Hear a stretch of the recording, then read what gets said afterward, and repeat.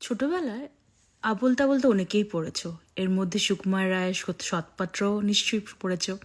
আমার তো খুবই ভালো লাগতো, মজাদার।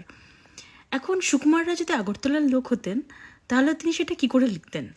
গতকাল আমি শুনলাম আমার এক বন্ধুর কাছে, তাই তোমাদের সঙ্গে শেয়ার করছি, দেখো কেমন লাগে। কালকা শুনছি মোটর স্ট্যান্ড গিয়া, তোমার বলে মায়ার বিয়া, ফুলা ডাকে ডা গঙ্গারাম নি, কিতা করে সরকারি কাম নি। খারাপ নাতে, ফুলাডা বালা, গায়ের রং খালি একটু কালা।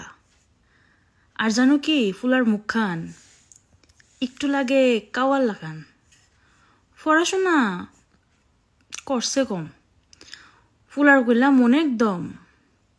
19 বার মাধ্যমিক দিছে, ডরাতে গেছে না ফিসে। টাকা পয়সা বেশি নাই, যেটা শুনছি কইয়ালাই। ভাইডি মানুষ হইছে না, একটা ভাই পাগল, কইছে না। নকল টাকা বানায় লায়, এক ভাই আছে জেলখানায়। শুধু বাইটারে কেমনে চলে, তবলা বাজা যাত্রা তোলে।